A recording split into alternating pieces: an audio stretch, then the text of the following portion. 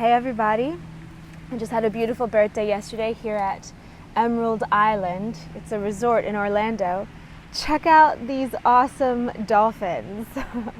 They're part of a waterway that is behind me, and as you can see here, Emerald Island, it's where I am. It's one of those lovely Orlando resorts affiliated with Disney. This is not a Disney resort, but I mean, they might as well all be Disney resorts in Orlando, and it's really, really lovely. One of the things is this awesome architecture.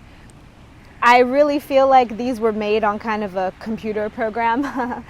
And yesterday, as I was doing my various birthday workings and thinking about my wishes and plans for this year, including building my Project Solace house, I was thinking about things like 3D printing and how they can 3D print a house now, and how building with Cobb is like 3D printing, but it's just with your hands rather than a machine, and rather than using lifeless concrete, it uses life-filled earthen methods that are essentially the same thing, just the natural version. So I was really happy about that.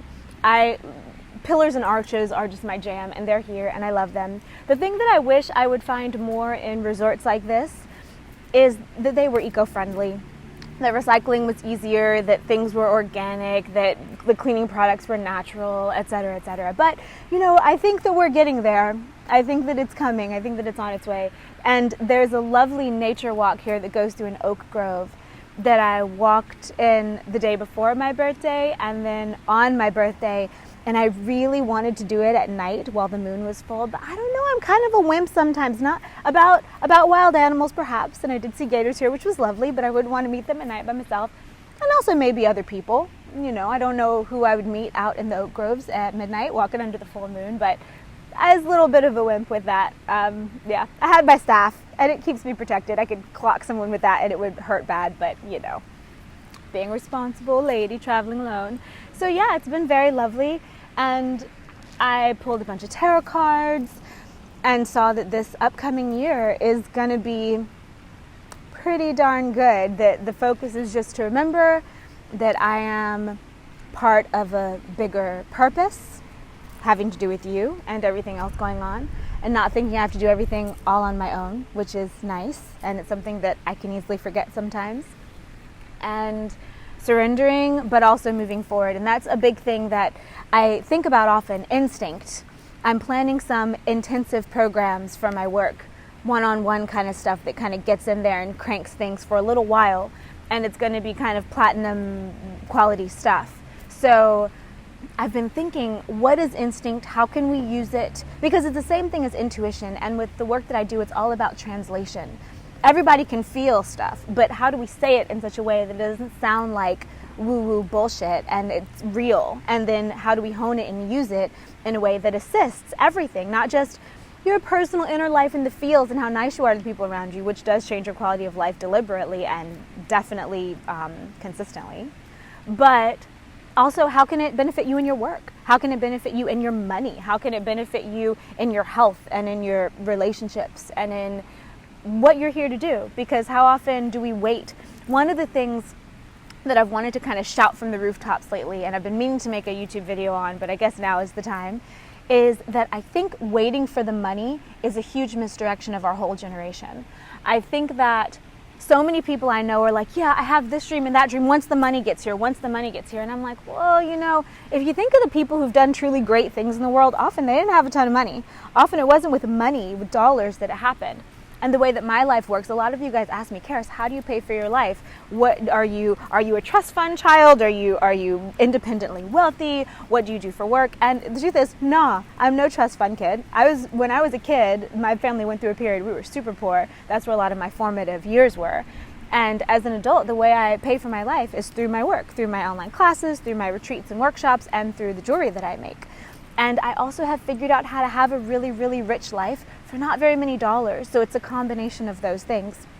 And I really think, as I was thinking about things like dollars and what we want and what we need and how we can pay for it and how much stuff costs, because in my experience, a lot of the things that I love the most don't cost all that much. So I guess it depends on where you are and what you're doing, but I really believe that if you were to look at all the things that make riches, part of it is what's in your bank account versus what's going out of your bank account.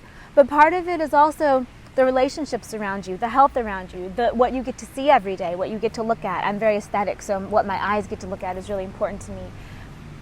I realized that counting dollars in my bank account, I'm of average abundance in the United States.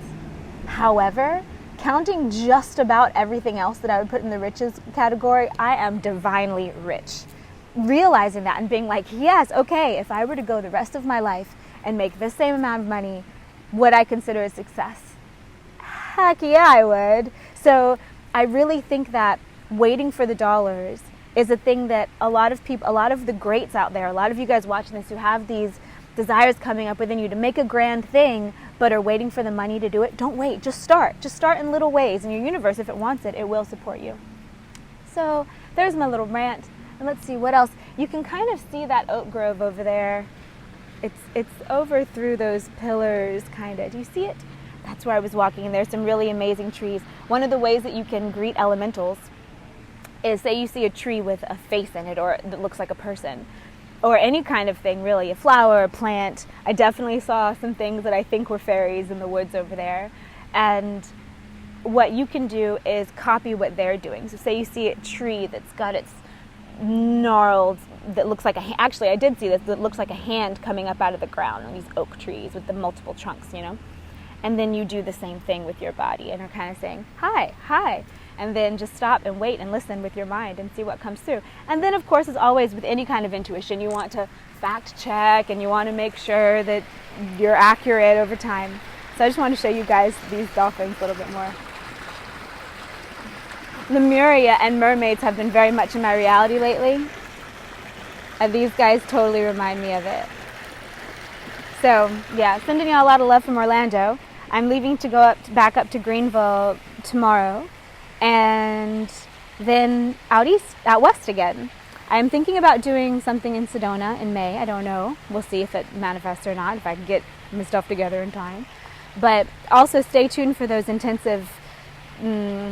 I don't know exactly what I'm going to call it yet, but it's a several-week intensive process, and I'm stoked about it. So wishing you guys lots of love, remembering and reminding you to take time for yourself and do the self-care that you need to do, and to be authentic about what you want, figure out where the depth is, what will really, really affect you, and just do it. Just get it.